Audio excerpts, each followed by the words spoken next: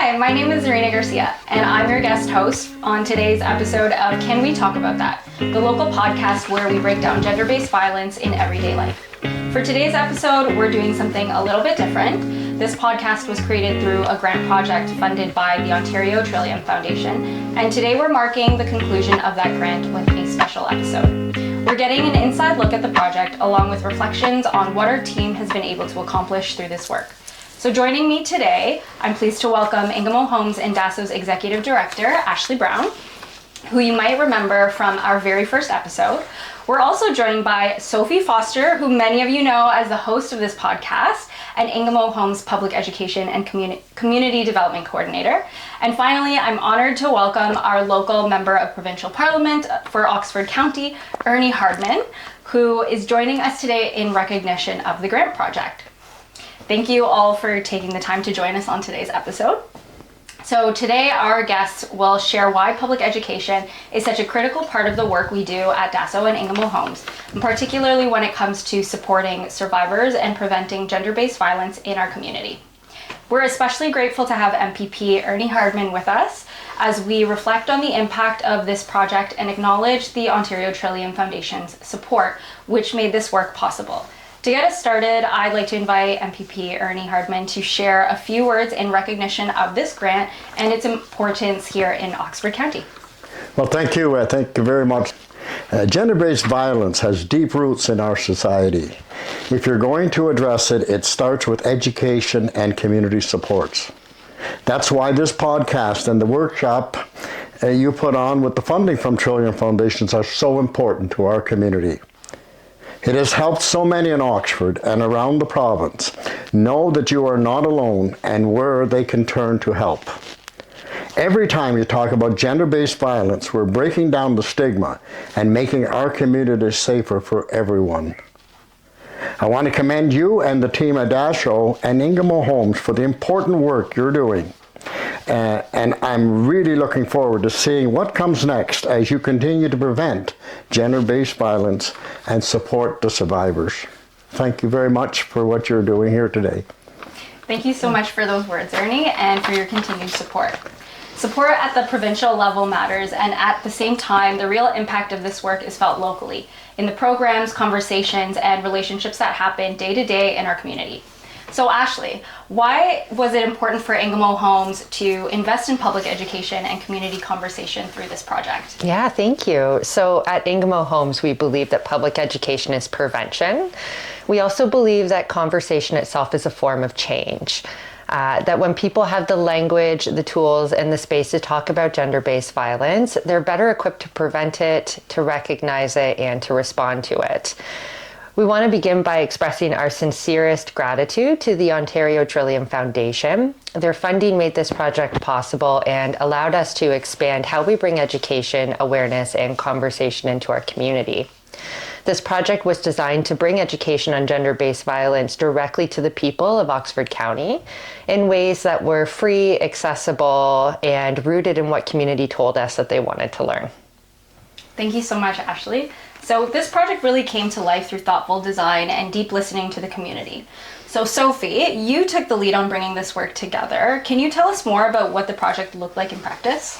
Yeah, of course. So, like Ernie mentioned, we had kind of two parts to this program. At the beginning of the year, in January, we put out a public survey. So we actually ended up getting over 100 respondents, which was awesome for us.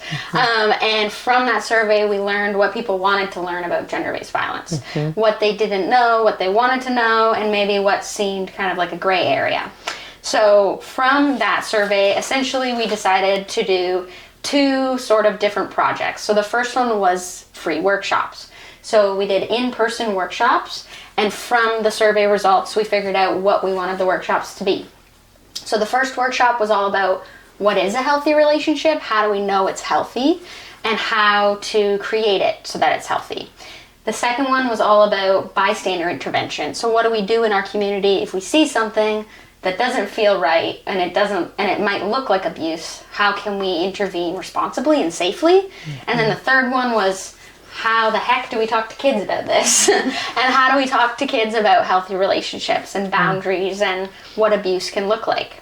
So once we developed those workshops, then we kind of got our boots on the ground and we hosted the 3 workshops across Oxford County. So we chose 4 municipalities. So we hosted them in Tillsonburg, Norwich, Woodstock, and Ingersoll. And they essentially looked like 3 separate 2-hour workshops, and they were geared toward adults, so 18 and up. And we tried to put them on weeknights and weekends so that you could come after work hours. We fed dinner and brunch, and we tried to make it as accessible as possible. And we also provided transportation if someone needed it to get to the workshops. You didn't have to come to all 3. You could come to 1, you could come to 2. It was kind of up to you what you wanted to learn about, but they were all offered in public spaces, so libraries, community centers, those kind of things. So in total, we had over 40 participants in those workshops, which was awesome. And we got to engage in a lot of really meaningful conversations, and I think a lot of people walked away with resources and information that was helpful to them. So that's the first half of the project. The second half of the project is our podcast that we're doing right now.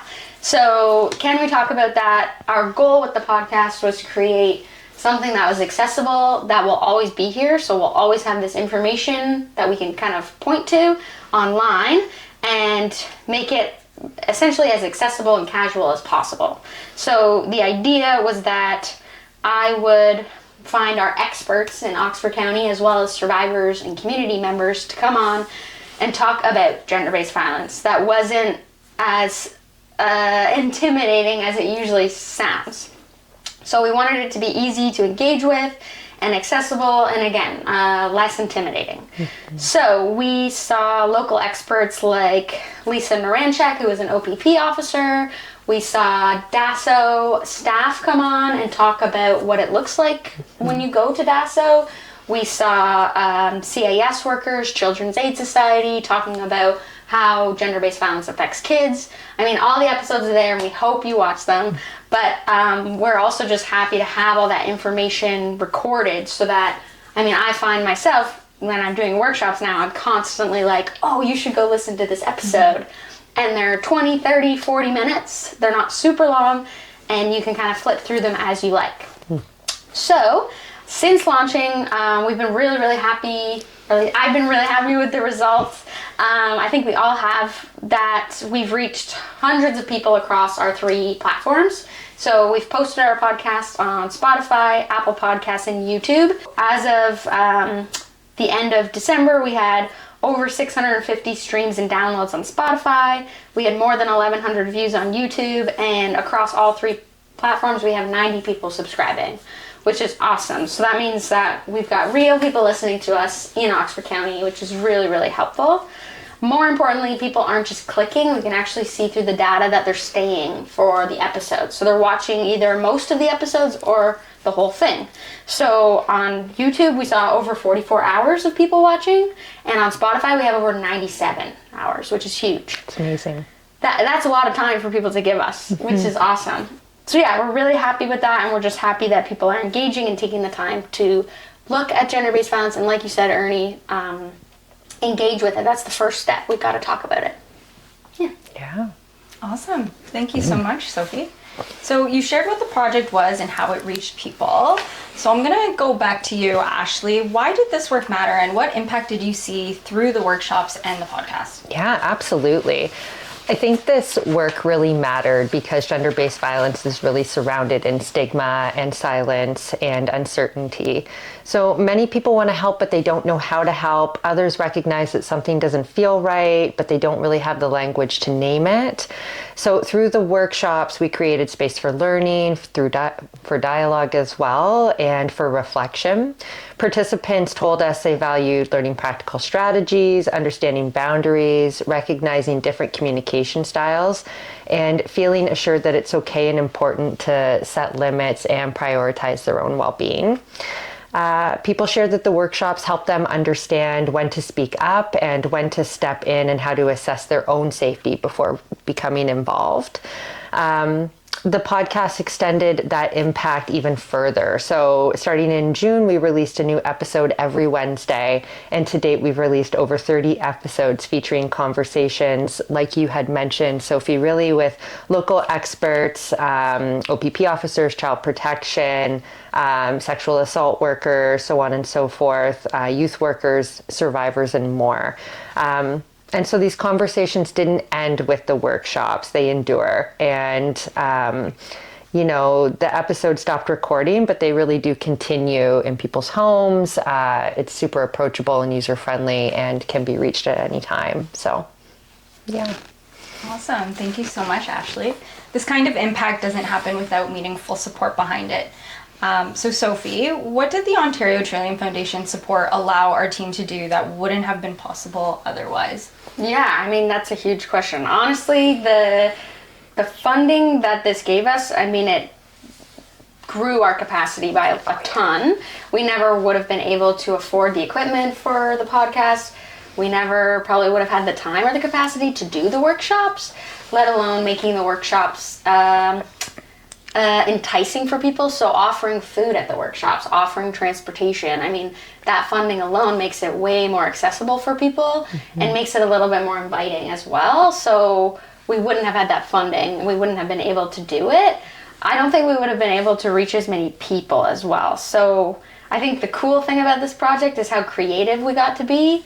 And again, without this funding, without the grant, we wouldn't have gotten to be this creative. And now we have all these podcasts to go back on. We have the workshop material to kind of fall back on as well and reuse. So I think, to me, I think that it's really kind of deepened our impact in the community, and it's made us more of a staple, and it helps us connect with all the agencies as well. So I'd say it's been a huge impact, and I'm really, really happy that we just had the chance to do the grant.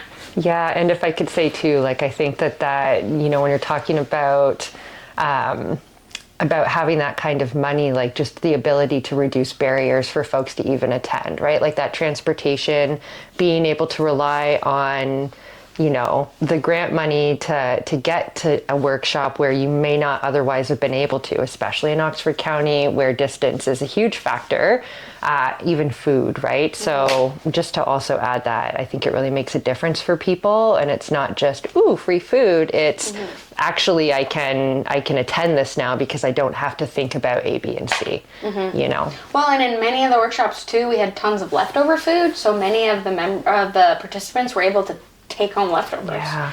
And then they got to feed their kids and everything with that. Well, but I can tell you, hearing this, it's obviously a great program. And I also want to say that the grant money is just money. It's the you folks that make this happen. Yeah. And obviously this is a message that government and everybody wants to get out. But if it wasn't for your initiative to ask for the grant money, do a great job of writing the application to Trillium, because there's a lot more requests than there is money from Trillium.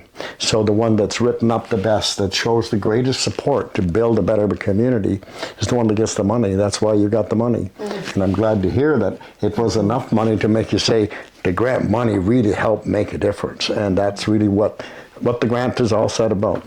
The grant, and before I came here, I was wondering at the Trillium announcement, usually I get the opportunity to say, the grant money comes from your pockets. It used to be that you had to go out and raise money in the bingo halls and so forth. And then when we got slots at the racetrack and the bingos dried up, the government put all the money, $120 million a year, into the Trillium Foundation, and through application sends that out to help do the same thing that you were doing before in raising your own money. And so it's so great to see the successes that you're having, and I was impressed to hear the numbers that you were talking about, that you're reaching the public to stop gender violence and to help the people that are affected by it. So we couldn't have done that. I can't do that as an MPP, and we can't do it individually as government. We have to have community people like yourself do it. So, and not only I'm here to take accolades for the government for donating the money, what I'm really here for is to thank you for putting the money to good use to solve some of the problems we have in our society. So thank you very much for what you do. Yeah, we really appreciate that. No, thank you very much. Yeah. Yeah, thank you. Thank you for trusting us, and giving us the opportunity to do this for sure. So as this project comes to a close, what would you like to say to the community and partners who made this work possible? Yeah, I mean, I can start just by saying that I'm so grateful first to all the guests that came to the podcast and recorded with me, especially as, my background's not in recording or podcasting or anything like that. Well, it is now. Well, it is now. But trusting me, coming, sitting on the couch, trusting that I'm not gonna, throw you a really tough question, and letting me put that out to the community, that's huge. And I'm just grateful that you guys trusted me as well and somehow believed that I'd somehow pull this together. But yeah, just excited to keep the podcast going as well. So we're not ending the project. We're going to keep recording episodes. It'll just be every other week instead of every week now. So we're happy to keep going. Well, I said that in my opening remarks. It's not one-off that you're going to fix the problem. Yeah. We got to keep the pressure on of communicating with with society, and it's I think it's in a lot of ways. It's common with the rest of our society. It takes a lot to change direction, and I can't tell you how often I've heard it. Well, that was okay in my day. Yeah. Times have changed. It's not my day anymore, and that message has to get out to people. And I think that's you're doing a great job of that. Yeah, I appreciate that, and I think especially in smaller rural communities, sometimes it becomes harder to penetrate that messaging, and so being able to be available in folks' homes, I think, is really helpful, and I think that.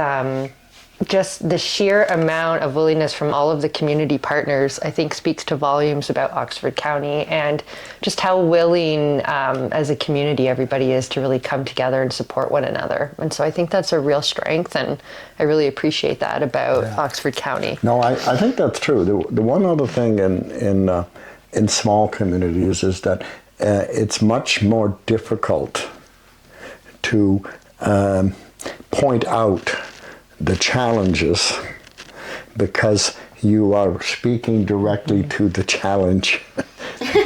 Yes. And in the bigger picture that isn't so true, but they always say totally about other things. They always say in small communities, everybody knows everybody. Yeah.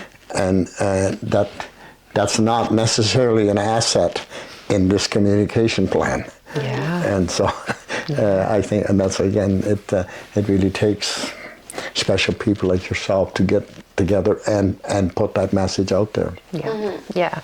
Definitely. Privacy is definitely a challenge in small communities. Exactly. Absolutely. Yeah, and it's not so bad that it's a challenge to do it, but it's a real challenge when you don't quite make it. Yeah. Right. Yeah.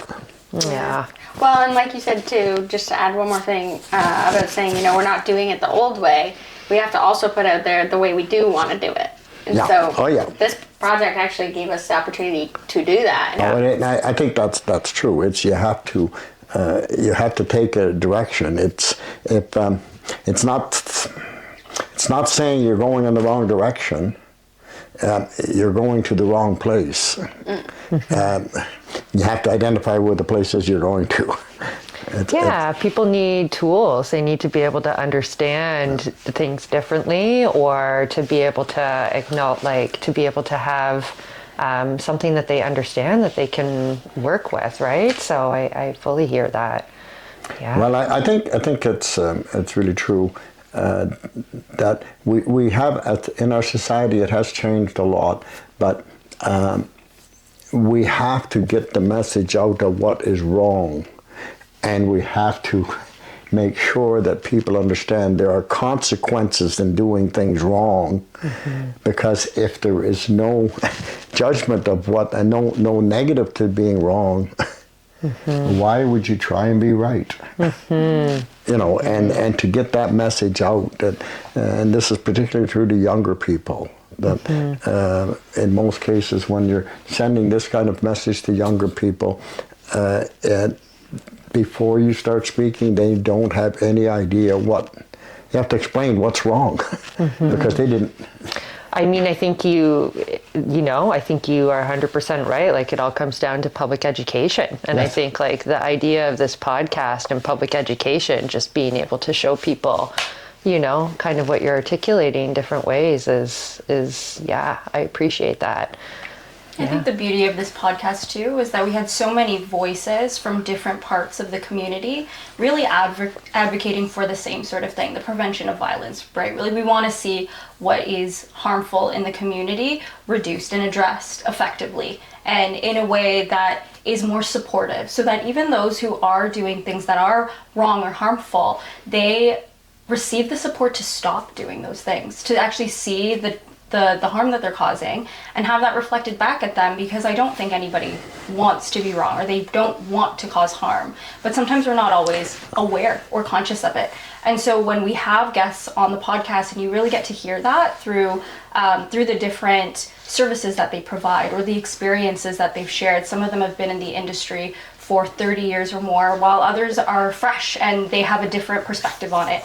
And so I really appreciated that aspect of the podcast and how beautiful we get to see, like, folks from the community coming together, sharing their stories, sharing their programs, all the work that they're doing.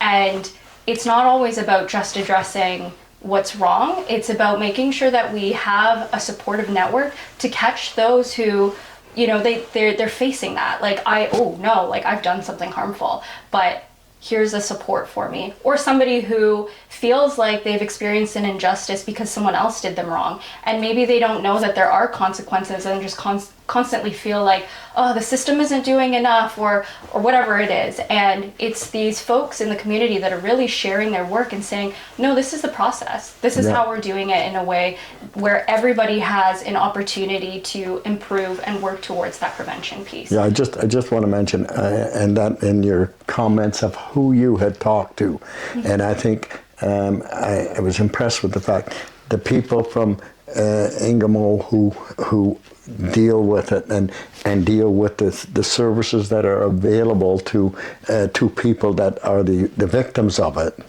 But you also talk to the police officer who says, if you do that, this is what happens to you. And it's wrong, right? To show that there is consequences to negative actions, because a lot of it is happening. I'm not suggesting that it doesn't, that a lot of people don't know when they're wrong, but I am suggesting that there's a lot of people that abuse that know what they're doing, and they need to be. Yeah. They need to be held accountable for what they're doing. Right. Yeah. And that there's a bigger system. Yeah. And like for us at Ingamo and Dasso, it's not really our role to hold them accountable. No. But we get to interview the people. Oh yeah, no, that's right. But that's why I was impressed to hear you interviewing the police that have to deal with that other side that isn't. Well, and we even got to talk with family violence workers as well. The family violence counseling program, and they. Like Tim Kelly came on and talked about working with specifically men who are abusive and what that looks like, how to get them to take accountability and how to kind of move forward with them. And so those conversations were really cool. Those are some of my favorite conversations, actually. Yeah, absolutely. Yeah, I really love listening to the podcast on my commute into work, and it's just been one of those things I look forward to on Wednesday mornings. So that being said, thank you so much, Ernie, Ashley, and Sophie, for sharing about this project and for your leadership in bringing it all to life. It's really powerful to hear how public education, when it's accessible and shaped by the community, can create real and lasting change. I also want to thank everyone for being here today and for taking the time to reflect with us. And we're so deeply grateful to the Ontario Trillium Foundation and MPP Ernie Hardeman for all of your support in this work and for believing in public education as prevention. This conversation doesn't end here. Through our Can We Talk About That podcast, these discussions will continue free and accessible for our community, and we're really looking forward to the conversations still to come every other Wednesday. Thank you again to our guests and our partners, our community members, for being part of this work.